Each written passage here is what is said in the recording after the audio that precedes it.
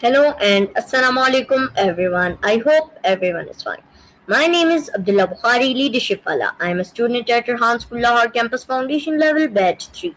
And my today's task is to talk with Maya for 25 minutes and my topic is Shh. So let's start the video. Hi, Hello how are Maya. you? Okay, so my today's topic is Shh, and I'm going to ask some questions from you. Shh. That's a great one. It's such a small sound, but it carries so much weight. I'm ready when you are. What's your first question? Okay, so my first question is what does shh mean? At its simplest, shh is a way of telling someone to be quiet or to stop talking. But it's more than just command. It's almost like a universal signal for silence, whether you're in a library or trying to keep a secret. I'm curious, are you planning to show different ways of using it in your video? And my next question is when do people usually say shh? Usually it happens when silence is a priority, like in a movie theater when someone is chatting, or when a parent is trying to get a baby to sleep. It's also that classic move when you're surprising someone and you don't want the secret to get out. Do you think the tone of the changes how it's received? And my next question is where do you think shh came from? Go ahead, where do you think it comes from? I don't know. What do you think? Honestly, it's one of those things that feels like it's just part of being human, since it's not really a word with a dictionary entry, but more of a sound. It likely comes from the way we naturally try to block noise or soothe someone. It's almost an instinct. I wonder if other languages use a totally different sound for the same thing. And my next question is shh a real word?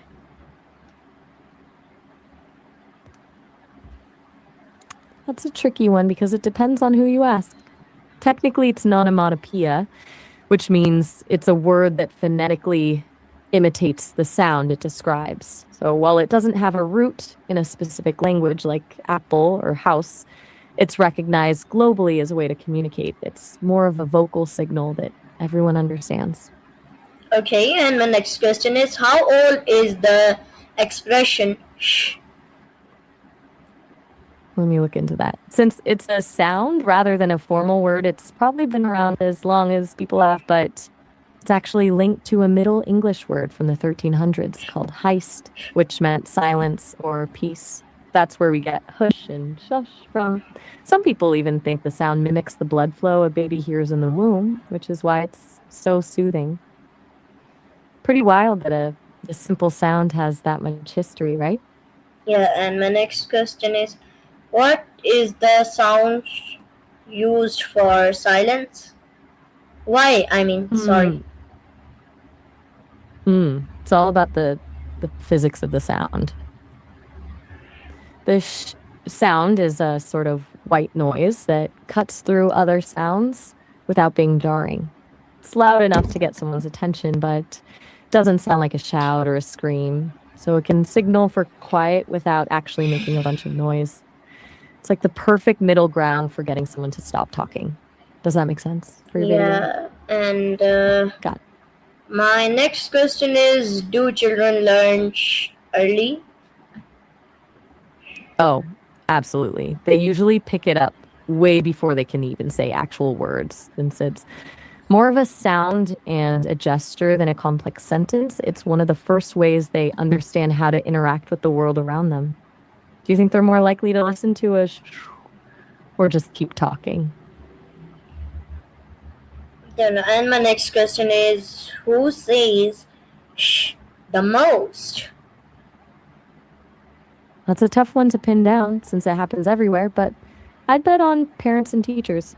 They're usually the ones managing the noise levels in a room. Then you've got librarians, who are basically the CEOs of Do you think you'll include any of those types of people in your video? No. And my next question is shh used in every language? Let me check on that. It's a fascinating question because it's more of a sound than a word, but it turns out it's actually not universal. Well, it's super common in a lot of Western cultures. Other parts of the world have their own unique sounds or gestures to ask for silence. It's cool how even something that feels so basic can vary depending on where you are. Do you think that would be a surprising point to add to your video? And my next question is how do different cultures ask for silence? Let me dig into that. Um, it's interesting because it's not always about a specific sound. A finger to the lips is a pretty global signal, but the meaning of silence itself changes. In places like Japan or China, silence is often a sign of respect or deep thought, whereas in the US or Europe, people tend to find silence awkward and try to fill it with talking. In some cultures, being quiet when a boss or elder speaks is the ultimate way to show deference. I wonder if that's a different angle you want to explore. The difference between asking for silence and using silence as a sign of respect. Yeah, and my next question is shh polite or rude? That really depends on the vibe and who's saying it. If a parent is shushing a toddler in a store, it's just practical. But if a stranger does it to you in a conversation, it can feel pretty dismissive or rude, like they're shutting you down. It's all about the power dynamic in the setting. Do you think it's more rude when it's said loudly or softly? Yeah, and my next question is when can shh sound disrespectful? It usually feels disrespectful when it's used to silence someone who is actually trying to say something important. If you're in the middle of making a point and someone just shh you, it's like they're saying your voice doesn't matter in that moment. It can feel really condescending, especially if it's coming from someone who isn't in a position of authority. Do you think that's a feeling people would relate to in your video? Yeah, and I totally, and my I'm next with you on that. and my next question is how do teachers use shh? Teachers have a whole toolkit for this. Some might use a quick to get the class's attention, but a lot of them prefer things like clapping a rhythm that the students have to repeat, or even just standing silently at the front of the room until everyone notices. It's usually more about managing the energy of the room than actually being strict. Do you think those kinds of classroom tricks would be a fun thing to mention? Yeah, and my next question is why do parents often say shh? I'm guessing you're wondering why they say it to their kids so often. It's usually that instinct to keep things calm or prevent a meltdown in public. Plus, since babies and toddlers are just learning how noise works, hush is a simple, clear signal that helps them settle down. Do you think parents use it more to be helpful or just to get some peace and quiet? Both. And my next question is do libraries still use shh? Oh, for sure. Even with computers and digital books, libraries are still the gold standard for silence.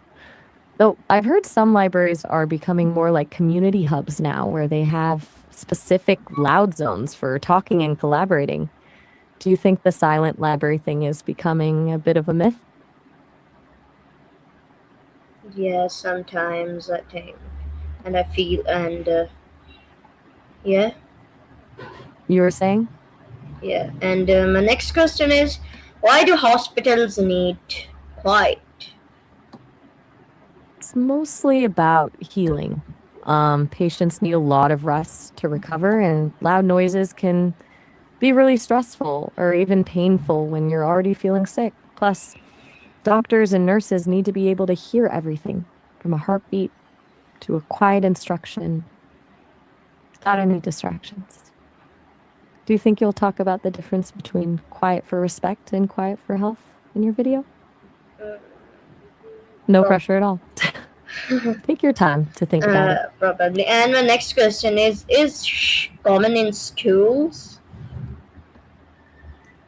Oh, absolutely. Schools are basically the headquarters of between the hallways, the library, and the classrooms. Students are constantly hearing it to keep the chaos under control. I imagine you've heard it plenty of times yourself. Do you think teachers in your school use it a lot, or do they have other ways of getting everyone's attention? Both.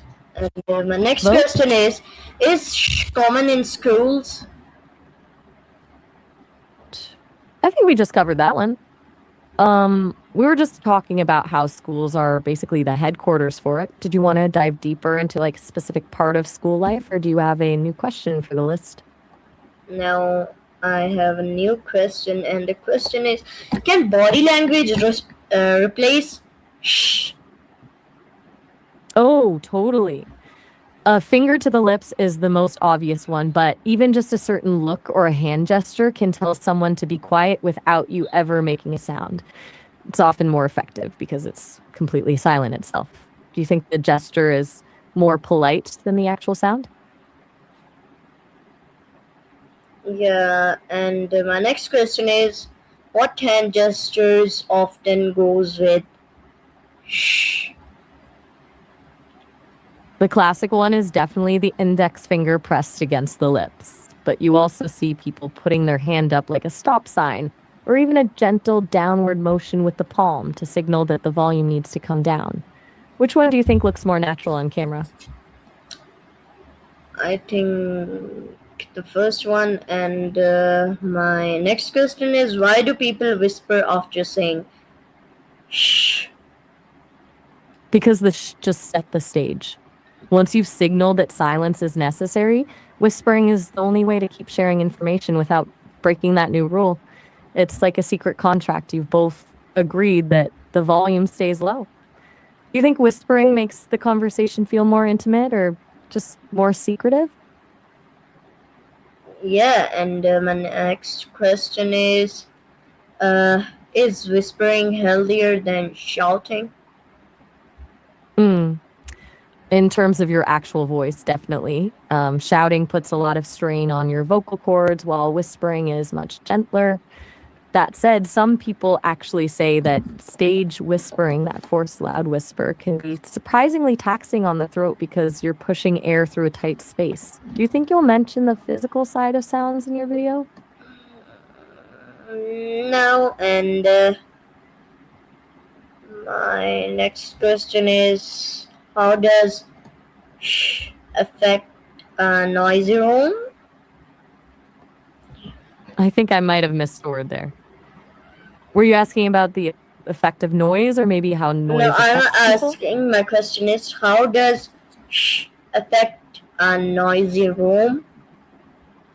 It's a bit of a gamble, honestly. If it's just one person saying it, it might get drowned out. But when it's a teacher or someone with authority, it can act like a circuit breaker. It catches people's attention and makes them realize how loud they're actually being. It's less about the volume of the shh and more about the signal it sends. Do you think it actually works in a really chaotic room, or does it just add to the noise? Sometimes add to the noise, sometimes. Yeah, and my next question is: can one person quiet a crowd? It's a tall order, but it can happen. Usually it takes a bit of social gravity, like if that one person is the leader of the group or someone everyone respects. When they ask for quiet, the energy shifts and others follow suit. But if it's just a random person, they might just get some confused looks. Do you think you're that kind of person who can quiet a whole room just by asking? Don't know. And my next question is: why do babies calm down when hearing shh? It's actually a really sweet bit of biology. Like I mentioned earlier, that shh sound mimics the rushing noise babies hear while they're still in the womb. To them, it sounds like home. So it triggers the natural calming response and makes them feel safe. It's basically a sonic hug. Do you think that's a detail that would make your video feel more emotional? Yeah, and my next question is: Does why is soothing for babies? It's all about that familiar rhythm. Like I was saying, that rushing sound is something they've heard constantly for 9 months. It masks other startling noises and tells their brain that everything is okay. Like a biological reset button for their stress. Do you think you'll show a clip of a baby calming down in your video? No. And my next question is: Does white noise sound like shh? It actually does. White noise is basically a blend of all audible frequencies, which creates that consistent rushing sound. Is essentially a short burst of white noise, which is why it's so effective at masking other distractions. Do you have a white noise machine or do you prefer total silence when you're working? Total silence. And my next question is: Is there science behind the sound? There actually is. It comes down to acoustics. That sound is what's called a fricative. You're creating a narrow gap in your mouth that makes the air hiss. Because it's a broad frequency, it doesn't just sound like one note. It covers a lot of ground, which is why it can cut through a conversation and grab someone's attention without being a scream. It's basically a biological tool for noise management. Does that sound too technical for the video or just the Yeah. right amount of science? And my I'll next take that question. as a yes. And my next question is: Does shh reduce stress?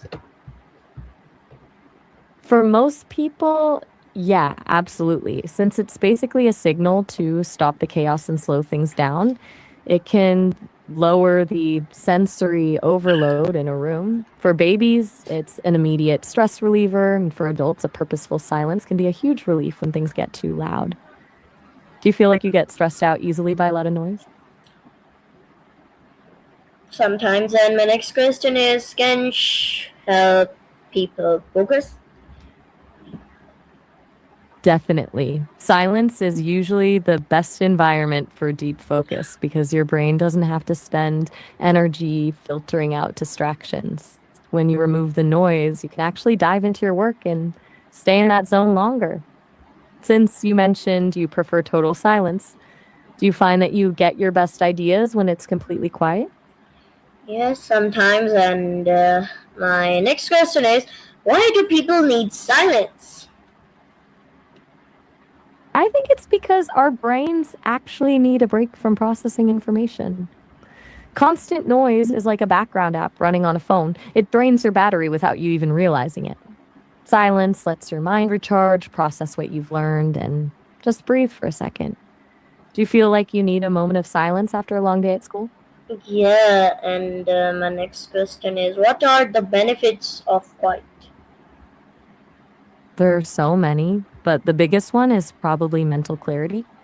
When it's quiet, your stress levels drop and you can actually hear your own thoughts. It's also great for your creativity. Most big ideas happen in the gaps between the noise, not while you're in the middle of it. Do you think you'll end your video with a tip on how to find more silence in a busy day? No. And Fair enough. my next I'm question ready. is: Can silence improve learning? Oh, big time. It's much easier to absorb new information when your brain isn't fighting through a wall of sound. In a quiet environment, you can focus on the nuances of what you're learning rather than just trying to hear it. Do you find that you learn better in a quiet room than with music or background noise? Yeah, and my next question is: Does silence help creativity? It absolutely does. Silence gives your brain the room to actually connect dots that you might miss when you're distracted. It's like clearing the clutter off a desk so you have space to actually build something. Do you find that your best ideas come to you when you're just sitting in silence? Yeah, and my next question is: How do silence affect the brain? It's actually pretty powerful. When you're in silence, your brain doesn't just go dormant, it actually switches gears, moves into a state called the default mode network, which is where you do your best daydreaming, self reflection, and problem solving. Some research even suggests that periods of silence can help your brain grow new cells in the hippocampus, which is the area responsible for memory and emotion. It's basically like giving your brain a chance to reorganize itself. Do you feel like your mind wanders more when it's quiet, or do you stay focused on one thing? Sometime. And okay, so let's move on to the next question. So, my next question is, why do some people dislike silence? Um, I think for some people, silence is actually a bit scary. When it's completely quiet, you're left alone with your own thoughts. And for some, those thoughts can be overwhelming or anxiety inducing. That's why people keep the TV on in the background or listen to podcasts while they sleep. It's a way to drown out the noise inside their own head. Do you think you'd ever find total silence uncomfortable, or is it always your happy place? I don't find it uncomfortable. That's My a real super. Bye. It was and great helping you gather all that and info for my this. next question is: is complete silence possible? Technically, for a human, not really. Even in the quietest places on earth, you'd still hear your own heart beating, your blood rushing through your ears, or even the sound of your nervous system. Your brain basically fills in the gaps when there's no external noise. Do you think that makes true silence a bit spooky or just interesting? Interesting, I think. And my next question is: where can we find peaceful places? It depends on what peaceful means to you. For some, it's the library or a quiet corner of a park. For others, it's more about being in nature, like near a river or in a forest where the only noise is the wind. Do you have a go to spot in Lahore where you feel like you can actually escape the noise? No. And my next question is: how quiet should a classroom be? That's a great question for a student's perspective.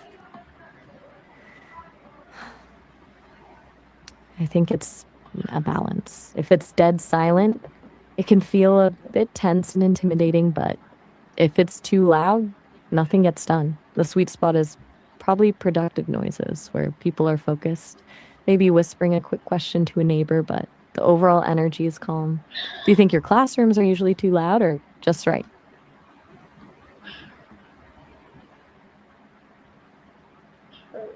Just right. And my next question is: why are libraries known for silence? It's all about the purpose of the place. Libraries are designed for deep work and reading, and since those things require a lot of mental energy, any loud noise becomes a huge distraction. Over time, that necessity turned into a cultural tradition. The silent library became the standard because it's the only way to make sure everyone can actually focus. Do you think that strict silence makes libraries feel more peaceful or just a little bit too serious? Peaceful and serious both. And my next question is: what happens if people never stay quiet? I think you might have missed a word there. Did you mean what happens if people never stay quiet? If Yeah, that's what you meant, it's basically a recipe for total burnout. Without those moments of silence, your brain never gets to hit the reset button, and you end up feeling constantly on edge and exhausted. Do you think people in your city are just used to the noise, or are they stressed because of it? don't know. And my next question is: can noise harm health? Wait, are you saying that your skin or eyes are actually hurt No, right now? no. My next question is: can noise harm our health? I'm a little lost on this one. Uh, Are you asking if noise can actually physically harm your skin or eyes? Or maybe if the lack of silence affects your overall health? Let me know what you're thinking. okay, let's move on to the next question. What is the noise pollution? Noise pollution is basically when there's too much unwanted or harmful sound in the environment. Think of it like air pollution, but for your ears. It's usually caused by things like heavy traffic, construction, or loud factories. And it can actually be really draining on your mental health over time. Do you feel like noise pollution is a big issue where you live? Yeah, a little bit. And thank you, Maya. You're so welcome. It sounds like you've got a mountain of great material for your video now. Yeah, I can't wait to hear how it turns. bye bye. Bye bye. It was a blast helping you with your research today. Good luck with the video. Yeah, and thank you everyone for watching the video. See you all in the next video. Till then, Allah Hafiz. See you all in the next video.